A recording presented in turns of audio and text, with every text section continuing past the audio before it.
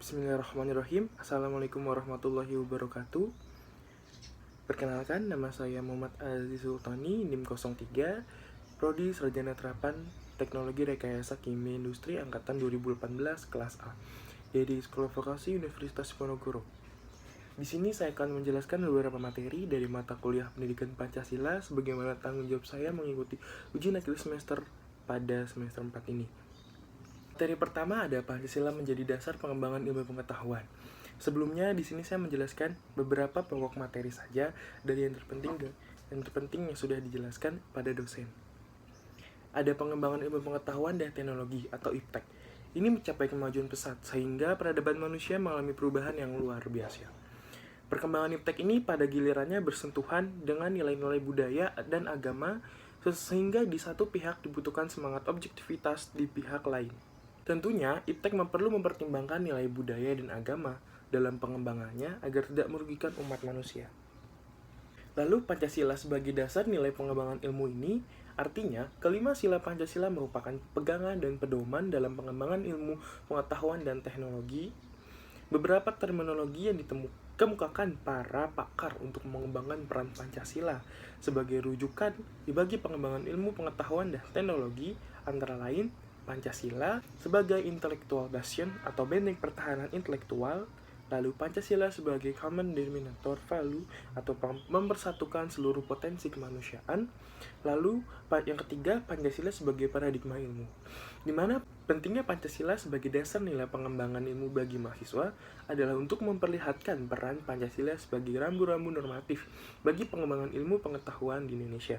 Selain itu, pengembangan ilmu dan teknologi di Indonesia harus berakar pada budaya bangsa Indonesia itu sendiri dan melibatkan partisipasinya masyarakat yang luas tentunya.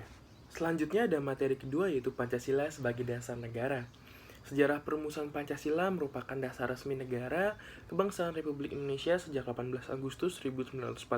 Ini terjadi karena pada waktu itulah Pancasila disahkan oleh PPKI, lembaga atau badan konstituante yang memiliki kewenangan dan dalam merumuskan dan mengesahkan dasar negara Indonesia yang merdeka.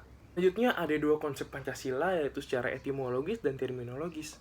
Secara etimologis yaitu istilah dasar negara yang maknanya identik dengan istilah norma dasar, cita hukum, cita negara, dan dasar filsafat. Yaitu yang kedua ada terminologis di mana dasar negara dapat diartikan sebagai landasan dan sumber dalam dan menyelenggarakan negara. Dasar negara juga dapat diartikan sebagai sumber dari sumber hukum negara. Jadi kedudukan dasar negara berbeda dengan kedudukan peraturan perundang-undangan. Ya, karena dasar negara merupakan sumber dari peraturan perundang-undangan itu sendiri. Negara pun bersifat permanen, sedangkan peraturan perundang-undangan bersifat fleksibel, yang artinya dapat diubah sesuai dengan tuntutan zaman. Lalu ada materi yang ketiga, Pancasila sebagai sistem etika. Pancasila sebagai sistem etika tidaklah muncul begitu saja. Pancasila sebagai sistem etika diperlukan dalam kehidupan politik untuk mengatur sistem penyelenggaraan negara. Etika berasal dari kata ethos, berarti moral. Nah, etika itu lebih mengacu kepada filsafat moral yang merupakan kajian kritis tentang baik dan buruk. Nah, contohnya adalah pelanggaran moral. Ada beberapa konsep Pancasila sebagai sistem etika. Pancasila sebagai sistem etika yang dimaksud untuk mengembangkan dimensi moralitas dalam diri setiap individu sehingga memiliki kesempatan atau kemampuan menampilkan sikap spiritualitas dalam kehidupan masyarakat, berbangsa, dan tentunya bernegara. Dua, ada etika Pancasila yang terkandung nilai-nilai ketuhanan, kemanusiaan, persatuan, kerakyatan, dan keadilan. Lalu ada Pancasila sebagai ideologi negara. Dalam Kamus Besar Bahasa Indonesia atau disingkat sebagai KBBI, ideologi ini didefinisikan sebagai kumpulan konsep bersistem yang dijadikan asas yang memberikan arah dan tujuan untuk kelangsungan hidup. Nah, ideologi ini juga diartikan sebagai cara berpikir sebagai seseorang atau suatu golongan. Nah, ideologi ini dapat diartikan paham teori dan tujuan yang merupakan satu program sosial politik. Tentunya adanya alasan diperlukan kajian Pancasila sebagai ideologi negara. Sebagai warga negara, kita perlu memahami kedudukan Pancasila sebagai ideologi negara karena ideologi Pancasila menghadapi tantangan dari berbagai ideologi dunia. Dalam kebudayaan global, pada bagian ini perlu didefinisikan unsur-unsur yang mempengaruhi ideologi Pancasila sebagai berikut. Yang pertama ada unsur ateisme, dua ada unsur individualisme, tiga ada kapitalisme maka salah satu dampak yang dirasakan dari kapitalisme ialah munculnya gaya hidup yang konsumtif. Itu ada Pancasila sebagai ideologi terbuka. Nah, ideologi terbuka ini biasanya hanya berisi pandangan dasar dan pengembangannya yang disesuaikan dengan nilai dan norma yang berlaku di masyarakat.